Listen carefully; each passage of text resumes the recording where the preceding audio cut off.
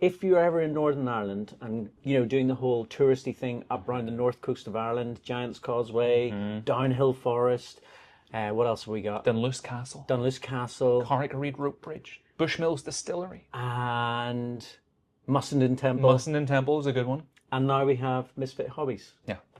Coleraine, Northern Ireland. Flashback. So my Christmas hobby mission has completely failed. If you saw my last Treebeard video, I had this whole big plan of making a diorama and getting it all ready for Christmas for my dad. But work went crazy. I fell off a ladder as well and wrecked my knee. I was hobbling around for a couple of weeks. And to add insult to injury, I knocked it over and I broke the arm off. And it is now the 23rd of December, 2 days to Christmas. We're traveling to Ireland today to go and spend Christmas with my family. It's not ready. And my dad so far is not getting this for Christmas. Basically, I'm going to pack this model up and I'm going to bring it with me to Ireland. And hopefully my friend Samuel runs a hobby shop in my hometown called Coleraine. He's just opened it up, Misfit Hobbies, and I'm hoping that on Christmas Eve morning I can get into his hobby shop and get a little corner and do some painting and try and get this finished off for my dad. That's the plan anyway.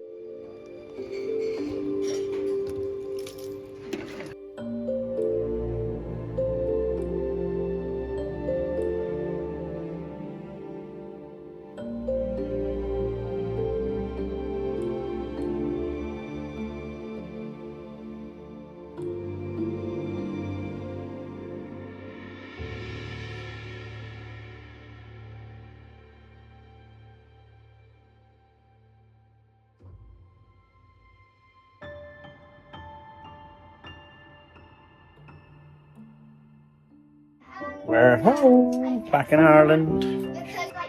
Ooh. Gandalf's already here. Hi, Gandalf. Hi, Pippin. I'm not Pippin. Fool of a took. I learned how to swim in there whenever I was 5 years old.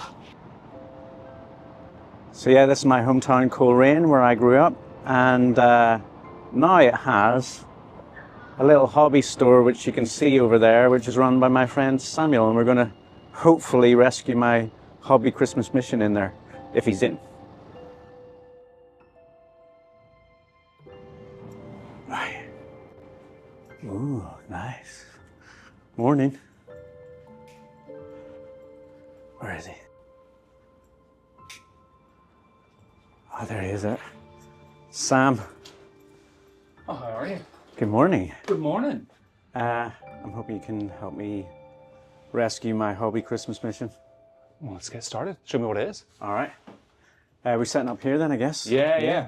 I got paints, I got glue, I got snippers. I will show you the shop as well, but we're going to set up here and do some hobbying together. Hopefully I get Treebeard painted. It is Christmas Eve. You're only open until 3 o'clock. We've only got like a couple hours. Only got a couple of hours. Let's see if we can get it done. Okay, very out of breath here. But okay, so as I was telling you, I failed on my mission to complete my dad's Christmas present. Operation Christmas. Operation Christmas, so I packed it up and brought it on the plane with me. So, remember I was telling you, it's got a small mini that needs painting? Yeah, it's very ominous when you bring out a shoebox that is taped like this. Yes. I don't even have scissors. That's okay, that's it now. I trust your muscles. Oh There my we go. goodness. T-shirts. I brought some extra bits for flocking and whatnot. Okay. Hopefully I get onto the flocking. Like literally, I mean, I started this about a month ago and then I fell off a ladder, had to stop and... You fell off the ladder figuratively and literally. Literally. Those are my boxer shorts. Brilliant. I thought they were a gift for me. They are a They gift for can. I you. just need to wash them first. So this is the base. Okay. That's just the base. And as you Goodness can see... me. Yeah. Okay. Super cool. So you get these off this STL file off Gambody. Do you know Gambody? No. It's a really cool 3D printing. Now, as you can see, he's kind of broken. Which Oh, would that's be fine. We can fix him. fix him up. Exactly. This looks so rad. It's cool, right? I'll give So you yeah, this. I had him on his stand like this, and I leaned over to turn something on my camera, and he fell over, Yeah. and yeah, broke. Oh, There yeah. we go. Yes. Ish. So we've arrived in Ireland. Yeah. Treebeard has almost safely arrived too. My first step actually is Repair. repair. So Okay. I'll sit here and glue him up. All right, and while we're at it, we can catch up Yeah. about Misfit Hobbies. This has been a long, long journey for you, man, just to get Yes. to this point, right? Absolutely. It's been like over 2 years. Right. But yeah, I mean, it's, well, oh gosh, where do we even start? We ran a trial of like a retail store 2 years ago with a pop-up, which went really cool. But like Misfit Hobbies as a business, like we make our own board games and TTRPG games. Yeah. And a big thing we're just passionate about is community, and just having a space where you can gather other like-minded folks and introduce them to the hobby and let them see what it's all about, which is why we started the store as well. Yeah. So yeah, I actually saw the little pop-up shop that you did last year. Yeah. And that was literally like 200 yards away from my mum and dad's house. Yeah. And that's kind of, my mum was the one who actually, she said, oh, there's this guy Samuel in Coleraine. He's doing a... Known by mums everywhere. Oh, hang on a minute. Do you need a? Is Oh, it maybe I sealed need at to... the top? I think I need to open it up and seal it. Yeah. So your ma knows my ma. Your ma does know my ma, Yeah. and that's how it all started. Oh yeah, actually I need to snip the top off the glue. Yeah. Boom. Oh, there we go. Now we're running. Wonderful. It's awesome, man. I'm really happy that it's all come together for you. Yeah, it's a mad. I mean, it was something that kind of all came together very quickly, because I was working a full-time job in the real world, and I was working on the Kickstarter for our first board game, and it just reached a point where I just didn't have enough time, because like a lot of hobbyists our age out there, you've got a full-time job and you're also a dad and you've got tons of responsibilities, and it all kind of stacks up. And so Tell me about it, man. I was like, you know what, I'm going to just look and see if there are any spaces in our town that we could open a store, that could also be like a little bit of a manufacturing facility for the publishing side of the business, and would also have enough room that we could host community and do all those cool community things. I went to see a much smaller space, and the estate agent was like, which is probably typical estate agents of like, oh no, this one's too small for you. I've got just the place. He showed us here, and I was like, okay, put in a crazy offer on the rent, and I was like, they're not going to accept this, because like there's no way I can do this right now. It's going to be at least another year. And the landlords came back and were like, yeah, no, we can make that work. And I was like, oh crap, like this is real now. That's awesome. And one of the kind of stipulations was like, yeah, this will work, but you've got to be in there in a month. I'm like, oh, pants. So went home to my wife. I was like, hey, honey, so you know this thing? And I said that this will, because I'd been working on an exit strategy of like, okay, next 7-8 months, I'll start building up, your rainy day fund, and that'll be my exit pot and all this kind of. It was a very, very adult, very mature plan, and as things always do, that kind of got thrown to the wind. And my wife was like, "Look, this is something you've always wanted to do. I'm totally behind you. If we don't do this now, we're never going to do it." And Good wife. very good wife, love her to bits. And I went to my boss at the time and was like, here's my notice, I'm so sorry. And that was it. And we opened 1 month later, with an active Kickstarter. I launched a Kickstarter the week before we opened or something. It was A game Kickstarter. Board game Kickstarter. It's a solo roll and write called Cryptborn, which we successfully funded. Oh no, My thumb's cramping.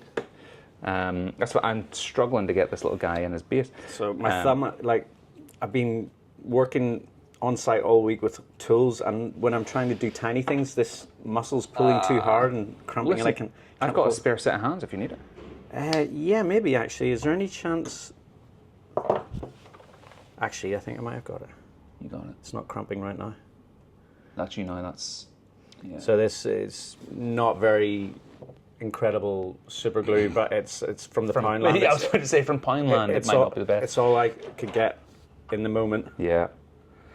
and it'll do the job. 100%. But yeah, So what are you working on there? I am building Darkwater. Just really cool sculpts. And I'm a big fan of games that are somewhat accessible in that everything you kind of need comes in the box and you don't need to spend a ton of money to continue playing it. I know it's kind of ironic talking about Warhammer products, but yeah, very cool sculpts. Okay, I'm going to try and lick this and see if that works as an accelerator. Sometimes that works. I got that trick off John from J Max Armies of Middle-earth. As in licking the glue, or licking No, the you plastic? so you put your glue on one side and then you put water on the other side, and it acts like an accelerator for a quicker bond. Oh wow! Which literally just worked. Thank you, John. I'm actually going to steal that. It's really, yeah. I mean, I've been using it. Right, I think the leaf and this tiny twig. You'll it's never know. Treebeard, you would never know. Yeah. Like so. You could attach it to his base. Yeah. Now, what about this? You don't have any bicarb of soda or something? No. You know what I can do with that? I can fill that with some sort of What flocking. about liquid green stuff? Have you got that? I do have that. Liquid green stuff. Honest. So there's a seam down the base. Using some liquid green stuff to fill the crack in the base. So you want to just apply a little bit, and then you're going to kind of wet your finger, so to speak, and try and smooth this over so that it doesn't look as horrible as it looks right now. Now, I've never been shown how to apply liquid green stuff, so this is how I apply it. Professionally. Oh yeah, which basically, I was going to say generously.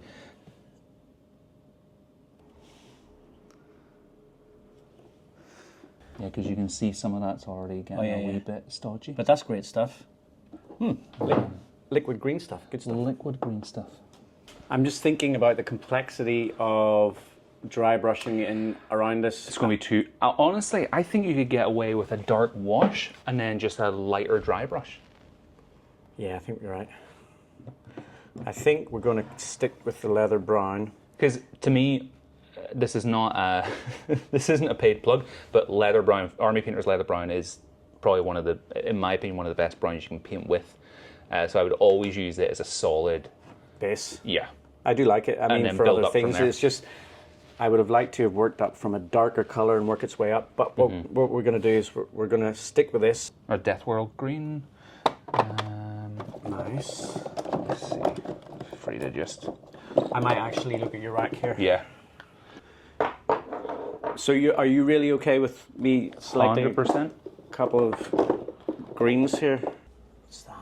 Moot green. Yeah, moot, moot. Yeah. That's pretty cool. Yeah, if that's all right. Yeah. All right, cool. Okay, so I'm used to using Army Painter paints. I know all the names, I know all the colours. So with all of the Citadel stuff that I'm not used to, I'm kind of having to mix and match. We're going to mix up some technical Stryland mud with some Abaddon black. I'm actually just going to go in around all of the darker recesses and paint in those shadows by hand, because I don't have time to prime this whole thing black and then layer up dry brushing and do dry brushing in around all of these branches. That's a crazy idea. So we are sticking with the leather brown as our kind of prime, and we're just going to add the shadows in by hand. We're going to do some dry brushing. I don't know how this paint job's going to turn up.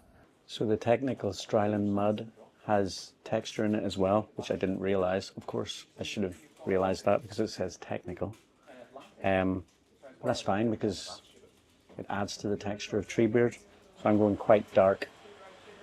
And hopefully I can get it in around all the shadowy places.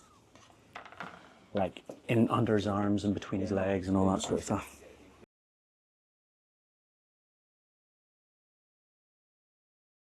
We're back. We're live.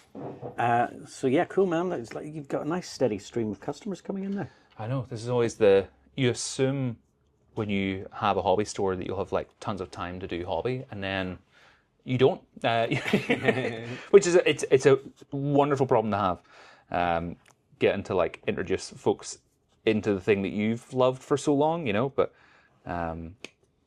yeah, the hobby woes and the pile of grey never goes away, unfortunately. The amount of times I've like painted minis and it's like, oh my goodness, this looks crap, it looks crap, it looks crap, up until like the final stage, and you like, just keep going.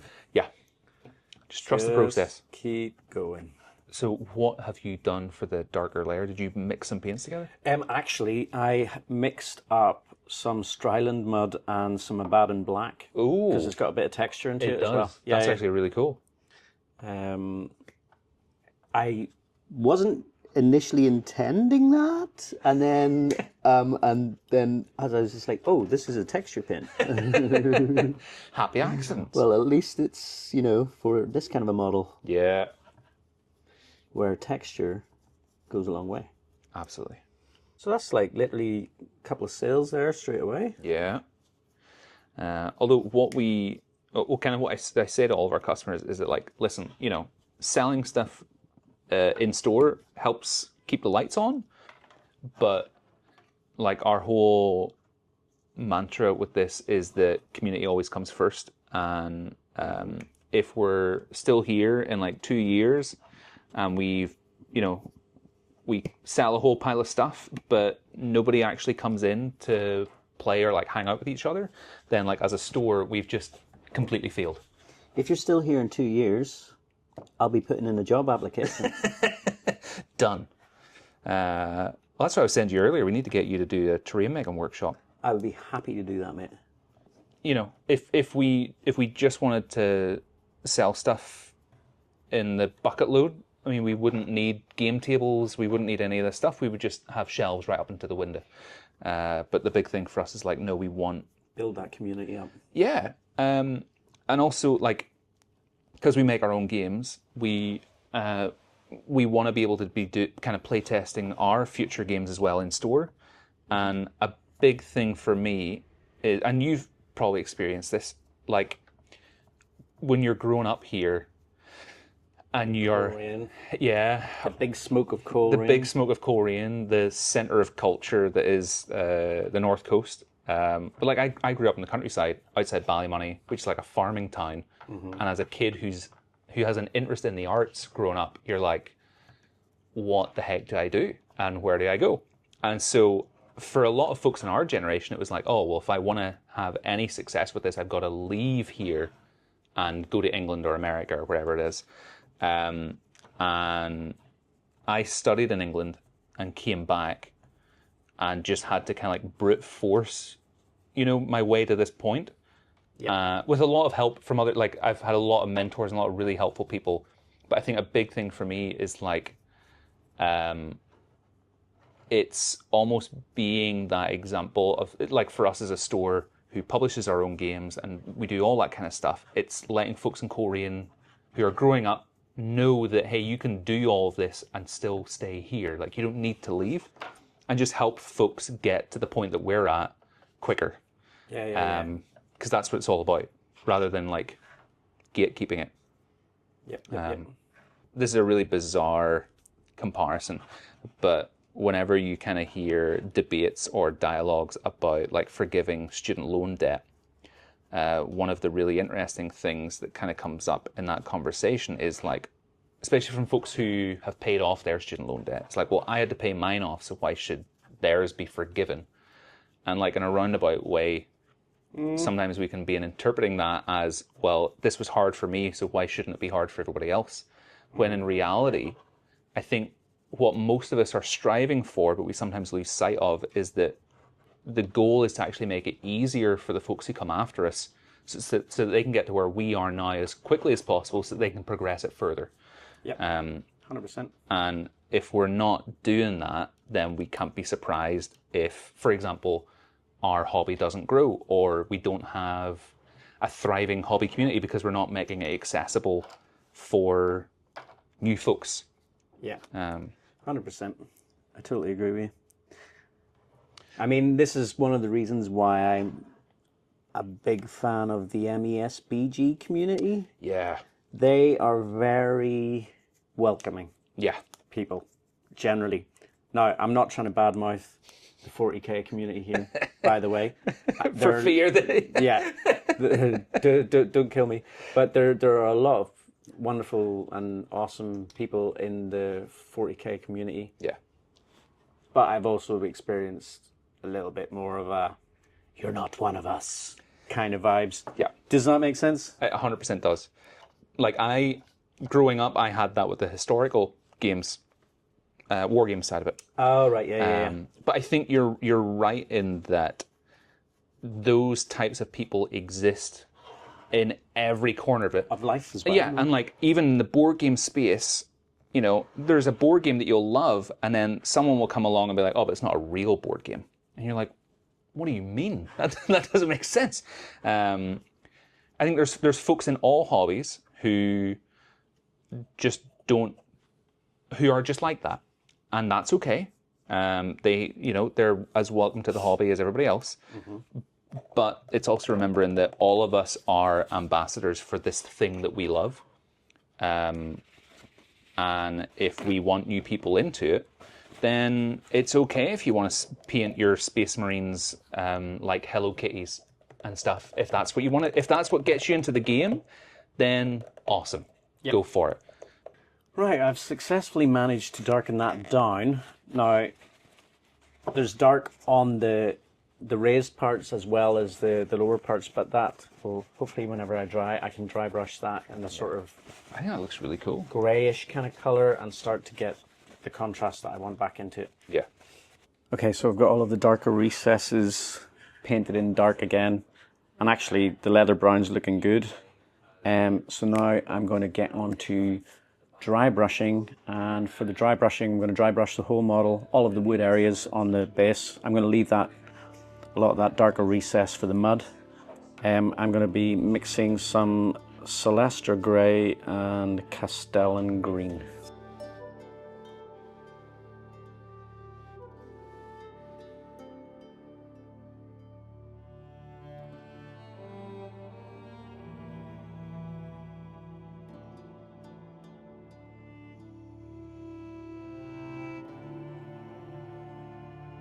Castellan Green, yeah, and Celestra Grey. So that's okay. A mix, and then I'll go lighter again, and then it'll be washes. Yes, I can see that really. Can I have a wee spin? Of course, yeah. Yeah. You see what I'm saying? Yeah, I can totally see that. What are you thinking? Going for brown wash, like Agrax? I've got Agrax Earthshade with me, yeah, and I've also got a Tonian Camo Shade. Yes. Have you got any other suggestions? I'm happy to have a look. I was actually just wondering whether Wildwood would be any good, but because it's a contrast, I'd be worried it'd be too dark unless we watered it down. So I actually successfully glued one of the feet to the base, and the other one didn't glue, so it's kind of slightly loose. Hopefully it'll stick, but yeah, there's now no way to glue that. Although what I might do at the end is like pump some PVA under there and then for sure pack in some flocking. Yeah. And that should probably do it. You're good. Just you take it. It's our Christmas gift to you. Wow. It also means I've got to do exercise and get up. No, I'm kidding. I've head on. My lift is... Not a problem. Listen, have a good Christmas, and we'll see you after. Of course, absolutely. Is that one of your regulars? It is indeed. Great. Good to have regulars. Yeah. So my assumption is that your dad is a Treebeard fan? He's a Lord of the Rings fan. I mean, basically, there were 2 books in our house, and I bet you can guess what they were. Harry Potter? No. The Bible and the Lord of the Rings, man. Yeah. You know what I mean? That's like I mean, it's two good books. 2 good books. Pretty much still the only 2 books I read. So I actually, We've just outed ourselves as crazy people. yeah, but that was probably already known. Yeah. I got my, before my daughter, well actually just after my daughter was born, I got her, which is also probably technically for me, but I got her the audio cassette tapes of like the 1964 something BBC 4 production of Lord of the Rings. Yeah. I told my wife, like, oh no, but you know, this would be great for us to like play for her, and like this, you know, instead of like giving her screen time, we'll just play the 1964 BBC Radio 4 audiobook of Lord of the Rings. You know, like normal parents. Yeah. Has she listened to it yet? Not yet. No. Okay. But someday. Really, you bought it for yourself, mate? Yeah. But, you know, I can picture whenever she's a little bit older and we kind of sit down and chill, and it'll be like, let's put on our Lord of the Rings audiobook. Okay, so now I've gone dark.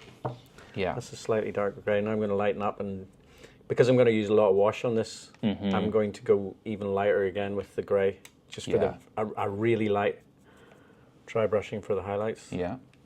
Is that Treebeard? It is indeed It is indeed, Treebeard. yeah. You want to have a look? It's a pretty sick mini. It's been 3D So printed. 3D printed it. Yeah. But I mean, it's a good sculpt though. Oh, I think yeah. it's very convincing. As you can also print Merry and Pippin to sit in the branches here. I ran out of time because this is actually a present for my dad for tomorrow for Christmas, and I'm last minute trying to get it done. Sam's helping me out here. I've given you refuge. Basically, a safe place to do it where no one knows what I'm doing. Yeah. I was going to say this is basically the Brie of the hobby world. Really. This in here, Yeah. I think you need, like, as you develop your brand and your style in here, Yeah. getting some of that hobbity vibe in here would be great. Oh. Also, I mean, some Mordor wouldn't go amiss either. Well, I mean, it's everything in balance, right? We can have a little Mordor in moderation. Mordoration. Mordoration. Yes, love it. Absolutely spot on. I feel like mate. you set me up perfectly for that. That was not scripted. No. Because I think if we tried to script it, we probably would have cut it out. It would have been too cheesy. Yeah. This is cool now. So now I'm, rather than the mixed version of the Celestra Grey and Castellan Green, I'm just using the grey as the top layer highlights. Bringing out those super nice little details in the bark. And the extended editions as well. Yes. Oh. Hello! Come and see what I've been doing. How's your shopping gone? Good. Good. You got a new... It's the same as Grace. Oh, It's now it's fluffy. And Oh, I wow. have a really cool T-shirt that I got. cute edition. You're singing. That's great. Are you interested in doing some painting? Yes. That's right, Ben. This is Michael. Hi, This is Ben. nice to meet you. So Ben runs the store with me. Yep, I've seen on your... I recognise yeah. your face from your... Poor man. Yeah. You see pictures of him, you don't And then his eyes bled. Is Michael. that an English accent? It is indeed. I know. Oh, there you go. I know. They're everywhere. Essex boy from his sins. They're everywhere. Michael runs a channel called My That wife's One from Videos, Essex. and they're also from England. This is a Christmas present for his dad, that Treebeard. Treebeard. And we are in a frantic finish to get it finished. I actually really like the layering up you've done on that. It's really come together really quite nice. It's all going to come back down again as well. There was a part of me, I'm going to be honest, Michael, there was a part of me that was beginning to doubt.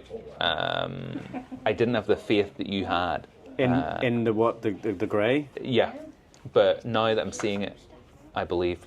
Okay, so I've got the grey dry brushing done. But I'm thinking about doing a little bit of white dry brushing as well, because we're going to be doing a lot of wash on this. We're going to use Athonian Camo Shade and Agrax Earth Shade Where's the yellow gone? So it's going to bring it all back down again. So I want to make the top layer really, really bright. So I'm going to use Corax White mixed with some Death Guard green. So we're working the greens back into the model again as well.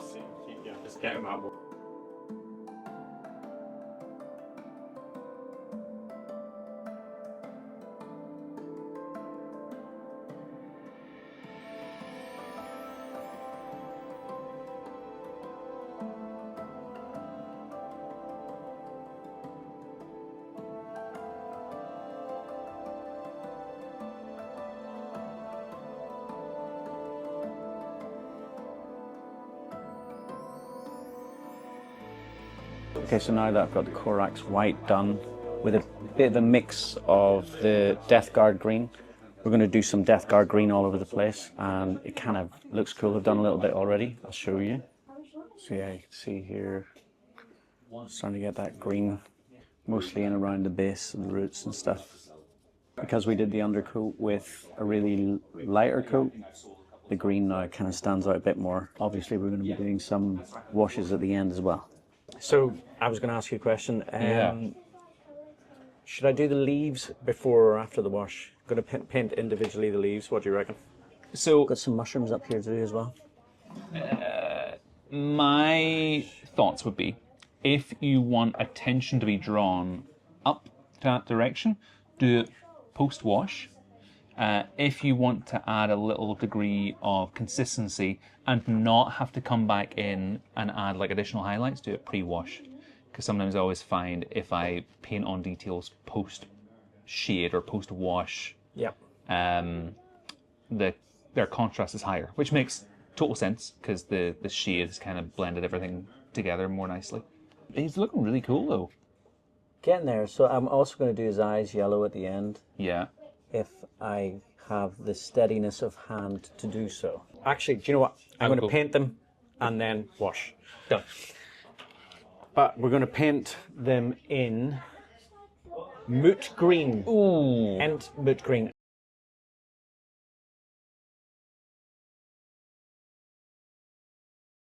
Oh, that looks really nice actually. It's getting there, isn't it? So it's like a really nice sort of limey kind of green. Yeah. Quite bright and high contrast, but then whenever we put the wash in, it should like blend the two things together. For sure. A little bit of flocking. Have you ever said what got you into the hobby? So my first experience of any kind of hobby was, I mean, do you know you don't happen to know the Hoys, do you? Davy Hoy? I know a Sharon Hoy.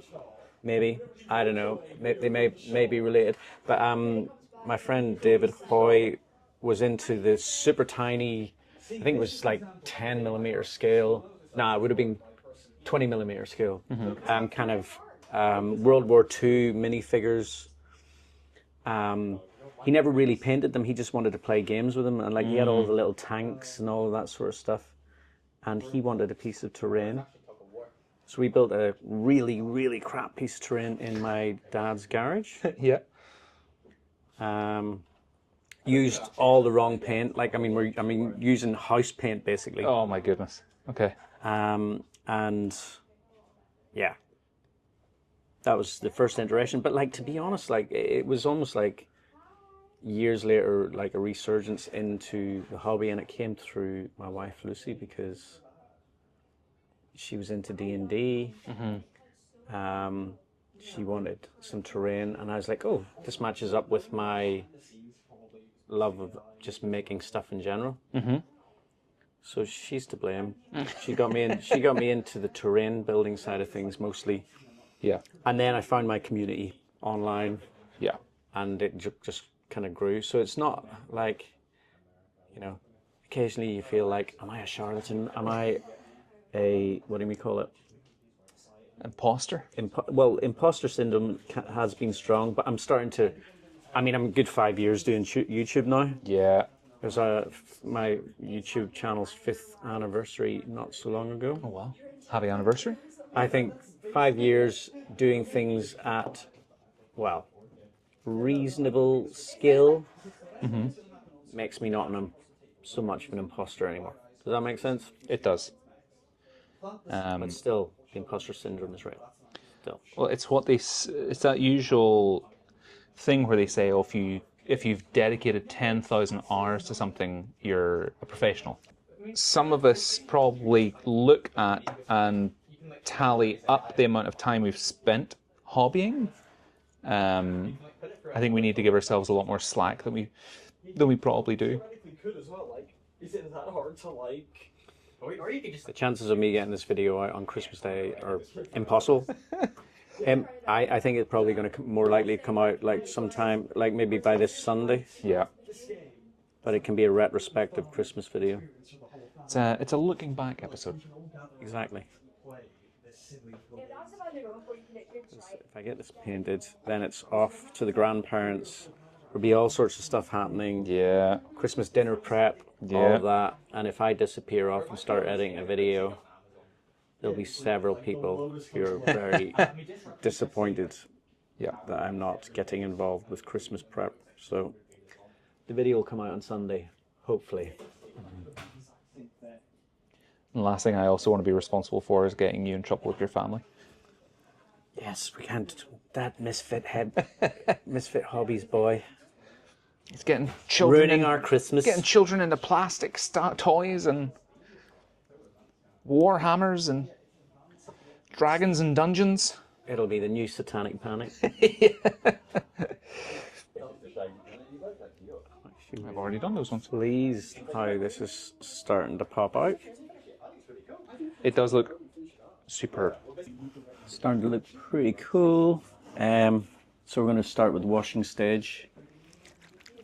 I'm going to use Athonian Camo Shade and Agrax Earth Shade in different places. Agrax Earth Shade mostly in around the darker zones again. Athonian Camo Shade up around his beard and on top of the branches, kind of that more mossy look. All right, Athonian Camo Shade on the beard. Let's give it some. They've got the sample games so you can have a look at the content. Yes, this is exactly what I want. So I'm going to use this around all the tops of the branches where all the moss would be sitting on top, and then I'm going to use the Agrax Earth Shade in around all of the darker recess areas. So far I've only used Athonian Camo Shade on this, and I'm actually really liking it. So I'm going to use it a lot over the whole model. We're definitely going to do some Agrax Earth Shade here in a minute as well. But it's a big model and it's taking a lot of wash. Yeah, so hopefully this wash doesn't take 3 hours to dry, because I've only got a couple of hours left before the shop shuts for Christmas. And I was hoping to get the flocking done as well today. See what happens.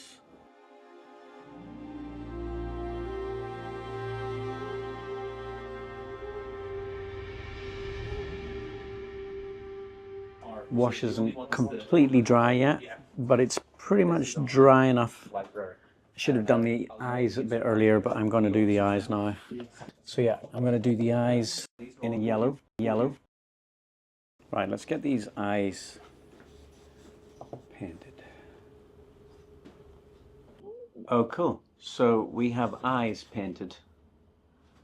They might not be the best eyes I've ever painted, but they're painted. Not everyone knows that Treebeard is actually cross-eyed. Love it. I think they're fine. They look fine to me, yeah. Okay. If we... I really love actually that. Suggestions? What do you reckon? Are we ready to flock? I think we might. I think you're ready to flock. I wouldn't overdo it. Yeah, I'm basically going to put some glue on here and use some of the this foam flock stuff. I was thinking maybe a few little bushy things in around. Yeah. Like we use it to hide any seams, any gaps. Yeah. We'll see. Yeah. But and then some grass tufts. But then I think we're on the home stretch now. I think throw the kitchen sink at it and see what sticks. Yeah. And then I've got some of this stuff that I ordered from Japan, which is I can't even read the name anymore, so I can't shout them out. But look at that. Kind of leaf litter sort of stuff. Yeah, it's gnarly. And I'll put some glue on and just sprinkle it all over the place. Do you need PVA? Yes, please. So I only have a tiny bit of PVA. Oh, I don't think it's going to be enough. It is a rather large model after all. Yeah. Right, let's get stuck in. Get some. I'm just going to put glue everywhere and start sprinkling. So if anyone's wondering, the foam flock that I've got is from Geek Gaming Scenics, and it's their mid green. That's what I'm going to be using. No. A little bit. Yeah, I don't want to get any of this anywhere near Treebeard prematurely. Okay. Yeah, I definitely need to put some bushy stuff around the bottom, and I'm going to use a few grass tufts. Or is that enough? That should be plenty. That should be plenty. Yeah. So I kind of came across you on YouTube initially, and sort of YouTube has kind of flourished into what all now of this. seems to be a thriving business. Yeah. So you know all of the frustrations that come with YouTube. I do indeed. It's strange. I've kind of been now on both sides of the creator spectrum, if that doesn't sound really like pig-headed to say. But like, so I've made videos and then worked with companies in our space, like you have, as a creator, and then also have now been really lucky to like pay creators to make content for the games that we make. And it's been interesting seeing both sides of it. Ooh. Actually, yes. So tell us a little bit about the games that you make then. So, yeah, like basically, I think I was telling you a little bit off camera, like Misfit Hobbies, I think I started making hobby videos maybe around 2018. Wow, so that's like a long time.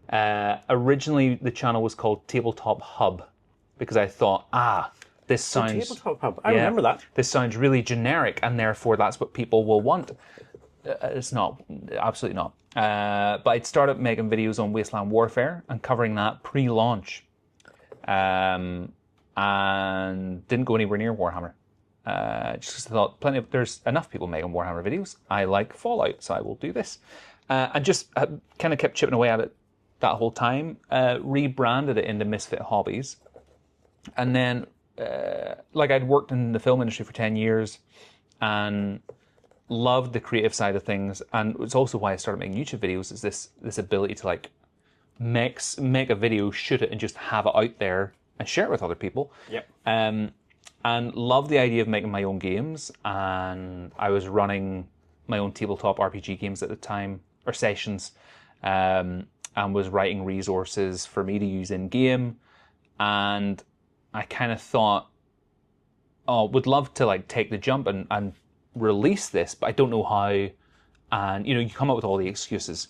And then I got an email from Kickstarter promoting Zine Quest, and I was like, and if you don't, Zine Quest is basically, it's the month of February. It's dedicated to indie TTRPG zines and resources and all that kind of stuff. Mm-hmm. And I thought, cool, I'm just going to take some of the rumors that I've made for my own sessions and put them into a little zine, and I'll just release it, and I won't tell anyone about it, and whatever happens, happens. And it was my first zine. We had like 600 backers, and it raised like $3,000. And I'm like, oh, my goodness, awesome. That's impressive, man. So like, I was waking up every day, going to my wife, and being like, honey, we've like made another $100. And with this kind of money, we could be millionaires. We could. Oh my goodness, the Chinese dinner is on me tonight. And from that, I was like, maybe this is it. So I released another one, which was Useless Trinkets, which has been like one of my most popular zines to date. And I just kept doing it at some point maybe people will stop backing me or backing this or whatever. And as a publishing company, we're now 2.5 years old. And over that time, it's been working on these tiny, small projects to then generate revenue and cash so that I can pay artists and other team members to do like the big projects. So we launched Cryptborn, which is our solo dungeon crawler roll and write at the near the end of November. Just finished in December, and that's been amazing. Like we've exhibited at UK Games Expo 2 years in a row with it. Hopefully next year we will be back with the final game for people to buy. But it's an element of like, you know, let's just play and have fun with this, and see what happens, and we'll keep making stuff as long as people want us to. Yep.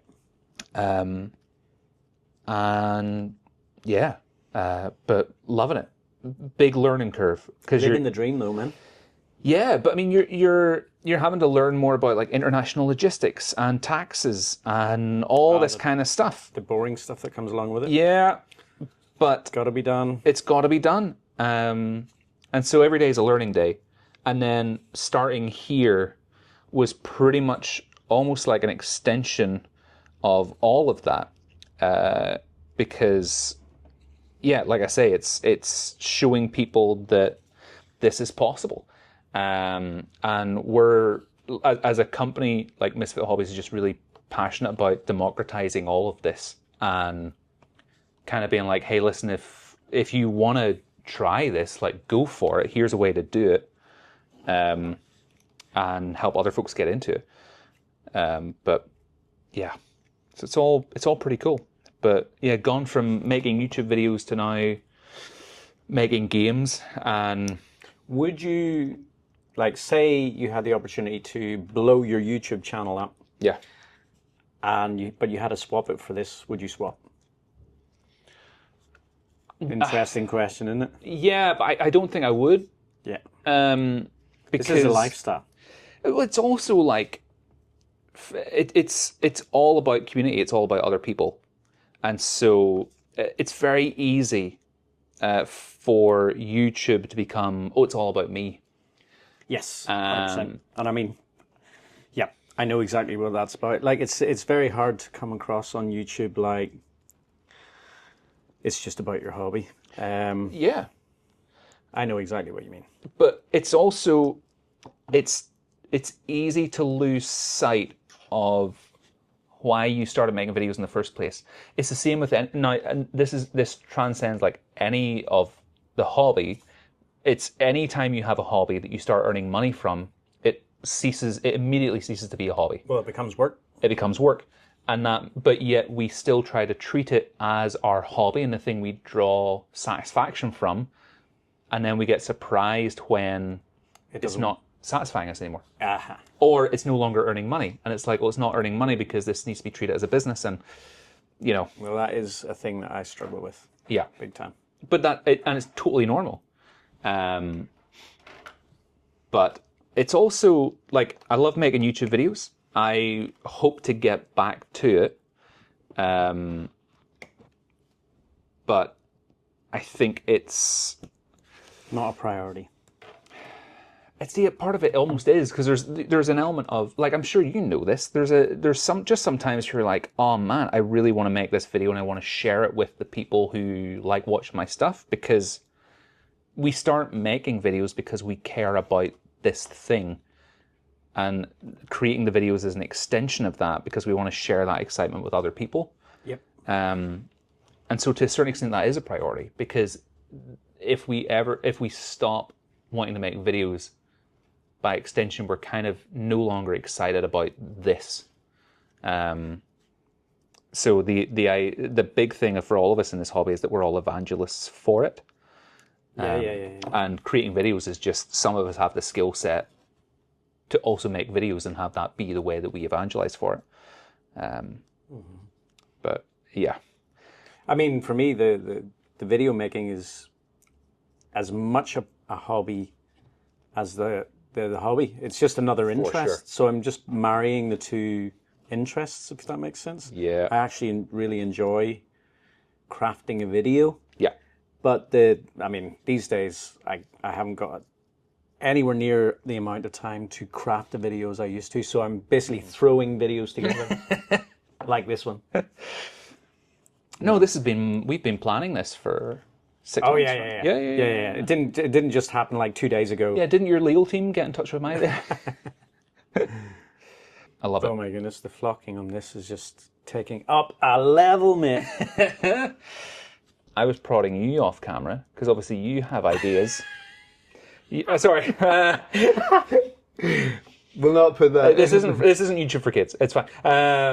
But you have obviously like products and projects and stuff that you would want to share with other people. Yeah. So I guess is it just a time thing that stops you from going for it? I mean, yeah. Basically, as you know, making YouTube videos takes absolutely ages. A wee bit of time. It takes quite a bit of time, especially in our niche. Yeah. So there's a lot of time that goes into that. I work full time. Yep. I'm a builder, and I spend a lot of time climbing scaffolding all week, which is exhausting. And so yeah, finding hobby time at the end of the day after you've done family. So I've also got a family. Yeah. I've got a daughter and a wife, both who need time and attention. So it's all of these things add together. So then it's kind of almost like, am I going to make a choice between the YouTube channel and turning my hobby into some sort of career, which would take a lot of segues. Yeah. And as you know, it would take it would take a big step of like, because you were saying that like, Oh goodness. finally you decided to like, we're going to jump into this and we're going to go for it. Yeah. That's a huge step. Yeah. That is a huge, and it's like, there's a lot of risk involved in that. Yes. So I don't know. I guess part of me is a bit of a wishful thinker sometimes, and I'm hoping that basically I'm looking for the opportunities in life. I'm looking for open doors, and basically when the right opportunity comes along, I will pounce on it. You know what I mean? Yeah. And I believe that that'll happen. You know, somewhere down the line, things that I want to. Basically, all the dots joining up. They need to join up. Which is a great segue into this video's sponsor. No, I'm kidding. This isn't a sponsored video, by the way. It's just so random that my hometown, where I grew up, now has a really cool hobby shop called Misfit Hobbies. And this whole thing with being rescued on my Christmas hobby mission is entirely genuine. Yeah. I would have never got this model finished if I hadn't been able to do the hobby today. I mean, if it was so dire, we would just drive you down to Ollie at Broadsword. Which would, I mean, let's if just it go wasn't now. such a long drive, I probably would have done as well. I think let's just do it. I think that's also the cool thing is that we're seeing so many cool hobby people not only come to Ireland and like move here. Like in the board game space, we've seen Rado emigrate here. I think we've got like Ollie and Kira, who Great are guys. Yeah, over in Galway, and we're just seeing we've had like hobby stores here in Northern Ireland for yonks, but now that it's almost becoming more mainstream, we're seeing like such a not a resurgence, but such a growth and like an appreciation for them too.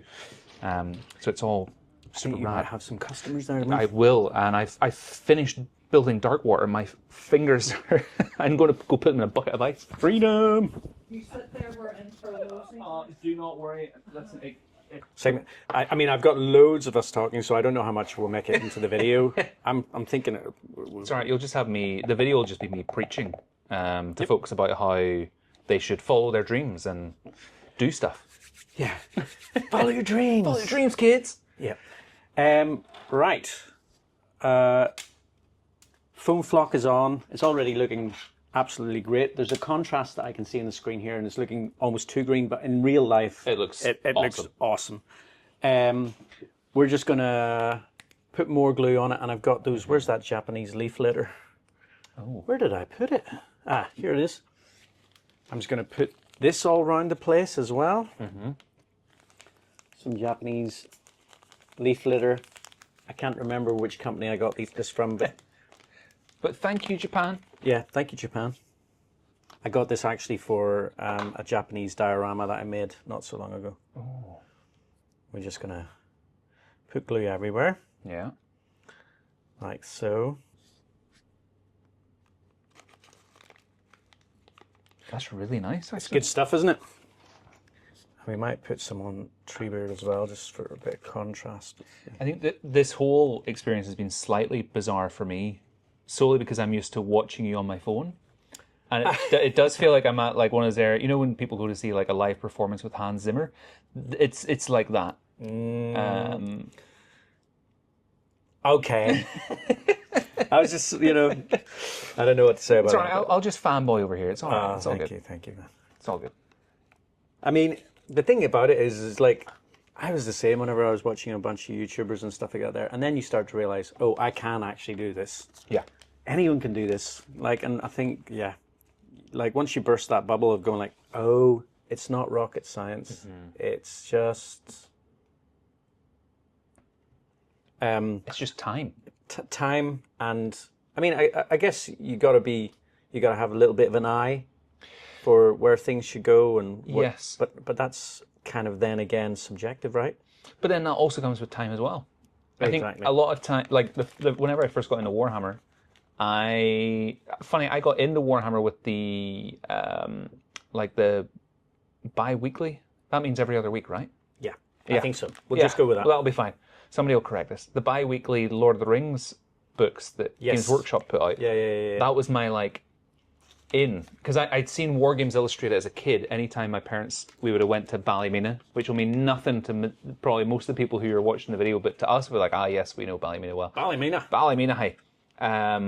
We would have went there on Saturdays, and we would have been in Cameron's toy store, and over at the newsagents bits there had been always a copy of War Games Illustrated, and I always like loved it's the same thing they do now, like the really cool dioramas they have on the front cover and on the photos.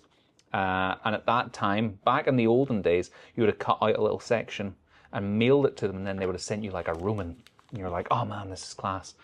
And then Games Workshop did the Lord of the Rings books, and I can't even remember how I even started rambling on this. I'm like, I just caught myself. I'm like, where was I going with this? It was a great story. Thank you. That's the intro for this video. Yeah. Obviously they did a painting guide for each of the minis they shipped you. And I was like, I painted mine and I followed the same steps, but mine doesn't look the same way they painted it. Yeah. And it's that assumption that, your stuff's going to look like the box art straight away. My stuff still doesn't look like the box art, but it looks better than it did then. So if you want to get better at any of this stuff, you just got to start doing it. Yep. Yeah. And actually, what I would say as well, don't be shy about showing people, because that's the one thing that I was always nervous about with YouTube is I am not one of the elite. Like, I'm kind of like this kind of very mid-level hobbyist compared to like a lot of these painters who are like completely incredible. I can't even paint eyes. I mean, I tried with this one, but that's more than, I won't even try them. I just like, their eyes are always in shadow. That's the whole thing, it's just the way the sun is. that's the way I am with minis usually, but I mean, this is slightly bigger than a mini here. But yeah. Plus, I think it's show it to people, if you're going to show it to people IRL, it's like show it to folks who you can trust to give you constructive feedback. Yes. And be prepared for that feedback to not always be wholly positive, because then that's why we're showing it to them. Well, normally people would give feedback that's not like, sucks. they're not going to say, yeah, it's crap. They're Yeah. not going to say, oh, I don't like that. They're just saying, you're usually going to be getting like, I really like what you've done with this part and done with that part. Maybe you could think about improving. I mean, you've been doing that today with me, like with a few bits and pieces. I was being like, yeah, no, that looks awful. We've got to redo this. We've actually repainted this model 4 times. We've reprinted him at least twice. Yeah. I think That looks so good. he might be doing That actually looks legit like Treebeard. there is moss growing on him. Isn't it pretty damn cool? Yeah, I wouldn't even go in with grass tufts. I think we can call this good. I would agree. I think the grass tufts would be too much. because there is a nice lowland moss about him at the minute. Okay. We finished the model. We did it. We Christmas did it, is saved. and we did it in Misfit Hobbies in my hometown of Coleraine with my good friend Samuel, who has just opened Misfit Hobbies. It's 3 weeks in, and he's already saving people's hobby projects. Do you know what I mean? I'll take it. If you're ever in Northern Ireland and, you know, doing the whole touristy thing up around the north coast of Ireland, Giant's Causeway, Downhill Forest, what else have we got? Dunluce Castle. Dunluce Castle. Carrick-a-Reid Rope Bridge. Bushmills Distillery. And Mussenden Temple. Mussenden Temple is a good one. And now we have Misfit Hobbies. Yeah. Coleraine, Northern Ireland. And that's it. What more Merry can you say? Christmas, everyone. Merry Christmas! And there might be some shots of me. I might take this into Downhill Forest and do some shots here at the end. So, Yeah, that'll and we be might brilliant. actually see my dad open it tomorrow morning. So we'll see. Yeah. Who knows what's going to make it into the video? Thank you, Sam. No, thank you. This has been a treat to watch. Cool. All right. Hopefully see you in the next video. And I've got no doubt that me and Sam are going to be doing some collabs in the future. Bye.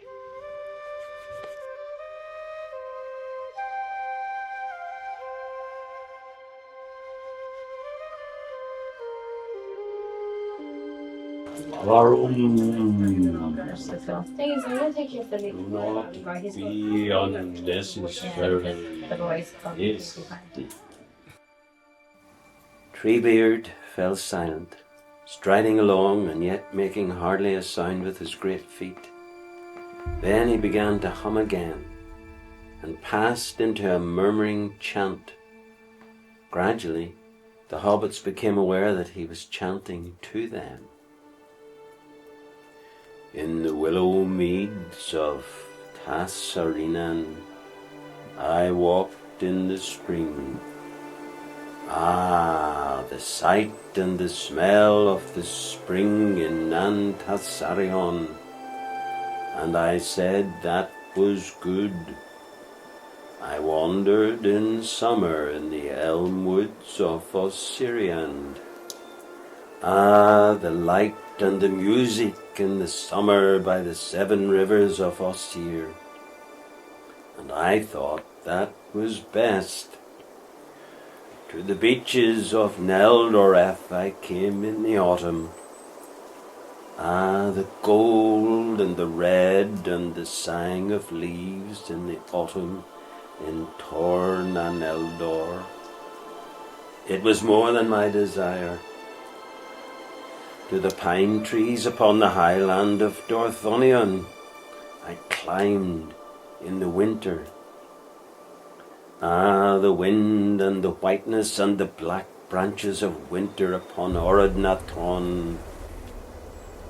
My voice went up and sang in the sky, and now all those lands lie under the wave, and I walk in Ambarona, in Torramorna, in Aldalome, in my own land, in the country of Fangorn, where the roots are long, and the years lie thicker than the leaves, in Torramorna Alome.